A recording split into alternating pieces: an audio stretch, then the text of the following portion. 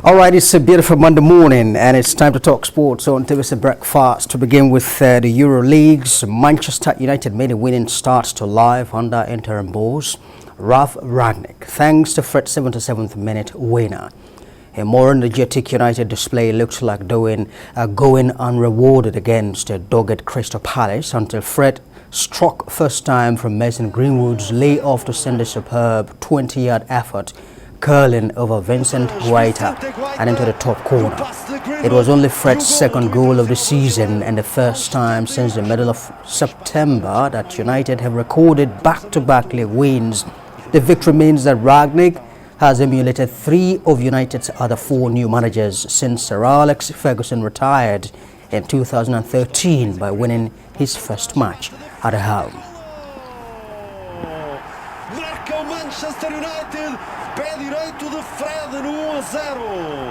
I'm more than happy. I'm positively surprised how many things they brought on the pitch, bearing in mind that we only had not even a full training session yesterday. We had a few conversations with players individually, with group of players, and the first half hour was amazing. I thought high speed, high intensity, high tempo. We were always on the front foot during the game, and the only thing that was missing in that part of the game was scoring 1 or 2 or if not even 3 goals. So in the end we scored a beautiful goal by Fred with his strong right foot. Everything is fine. The last 3 minutes obviously they took all the risks with a few corner kicks and free kicks, but we defended everything well. In the other results, Leeds United were held to a 2-2 draw. Tottenham beat Norwich City 3-2. Aston Villa beat Leicester City 2-1. And let's turn our attention now to Italian Serie A, where Fiorentina beat Bologna 3-2 away. Spurs played 2-2 with Sassuolo, while Venezia lost 3-4 to Verona. And Juventus also beat Genoa 2-0. And Nigeria's table tennis superstar IKECHUKWU advanced to the quarterfinal of the ongoing World Table Tennis Global Cup in Singapore. IKECHUKWU, who is world number 13, defeated China's Liang Yangkun 3-1 to book his place in the last 8. The game was played at the OCBC Arena on Sunday, and IKECHUKWU had a slow start, losing the first 7-11 to the world number 8. IKECHUKWU bounced back from the setback and won the remaining 3 sets, 11-1, 14-12 and 11-5. Aruna also reached the quarterfinal of the World Table Tennis Championship in Houston last week. Well, David Doherty joins me live now from London to do a review of some of the games across Europe. Well, David, very pleased to see your face this morning. Rangnick said he was positively surprised by how United were able to adapt so fast to his high press, high intensity front foot, football. Is that the way you see it as well? Yeah, good morning, IKECHUKWU. Yeah, I think I was surprised as well. The boys were ready to do the job. They were on the front foot. They were all over Crystal Palace. I think they spent most of the time, in Palace's half. And that was a big surprise for me. But take nothing away from the new manager, from the German. He started very well. Came with a tactics. Normally, once you the best form of defense is for you to attack, and they did that very well. Now, many had the concern about Cristiano Ronaldo's ability to adapt, to this high-intensity, high-press, Gegenpress.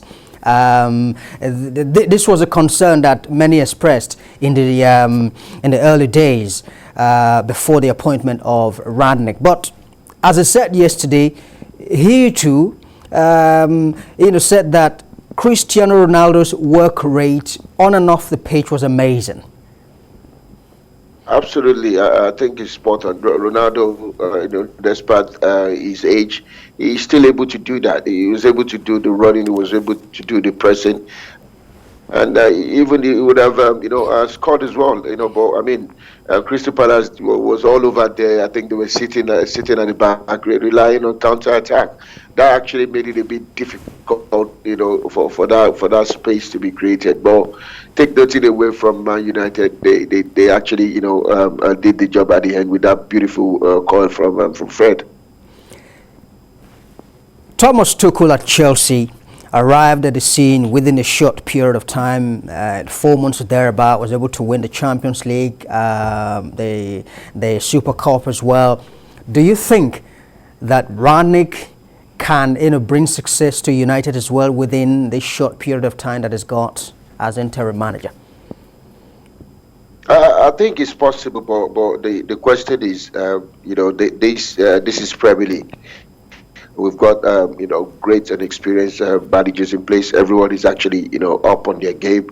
So I think it's going to be a very difficult one. But I think he's got the quality. He's got what it takes to bring success to Manchester United. All right, let's turn our attention away now from the United game. Let's talk about Aston Villa versus Leicester City. That was also a game that had some sort of grudge, going into it. Steven Gerrard versus Brendan Rodgers. This was a man who faced him out at Liverpool. Is there a sense in which, Steven got his own pound of flesh yesterday? I think it is. I think it's going to be a very good one for him as a player. Being faced out wouldn't sit well for him. That would have been at some point in his mind. Yesterday, one game actually defined that. Everything went as planned for Gerrard. Gerrard now has won 3 games. 3 wins in 3 games, which is amazing against good side as well. So that goes to show to you that he's a good manager. He has the quality. He has what it takes, and I wouldn't be surprised if he keeps pushing on, in the Premier League. But against Brendan, I think it's going to be a painful one for Brendan Rodgers as well. Seeing Gerrard doing that to him, but this is football. Anything can happen. Right. Brendan Rodgers had a link to the United job. Is there a sense in which you think perhaps that took its toll on Leicester City's performance? Because when his name came on board, Leicester City's performances became a little bit topsy-turvy. Is there a sense you think that took its toll on their performances? But that could be it could be a distraction at some point. Every manager wants that job. It's the same thing as the present interim manager. He said it's a dream. It's a dream job. It's a job that you can't say no to. So everyone wants to be in charge of a top team like Manchester United. Yes, it could be a distraction, but I don't think Rodgers will be in line for such a big job at this point in time. Don't forget, the manager at Ajax also was also mentioned. So I think it could be part of what has really brought some kind of distraction to the team. But listen, the job is now with the man, a German, a man that knows his onion. So I think Rodgers should just concentrate on his Leicester side and see what he could pull out from them. All right, let's turn our attention now to the Italian Serie A, where Juventus beat Genoa 2-0. Well, they haven't been having the nicest of times at all this season. Yes, it's good that they're picking up points now, and this is what we expected from them since Ronaldo has left. It's kind of been a shaky and not up to par performance from them. Also, there's an effect on Napoli as well. Ronaldo, Osimhen is out injured. A few of their players are not part of the team as well. They seems to be struggling. So I think it's a good time for them to actually start stepping up and start picking up points. To be at where they meant to be. we cannot go now without talking about Jose Mourinho's Roma losing 3-0 the other day. Mourinho is not having joy at all this time in his return to the Italian Serie A, is he? Yes, because things has actually changed. Not the same way he left the other time. He was there.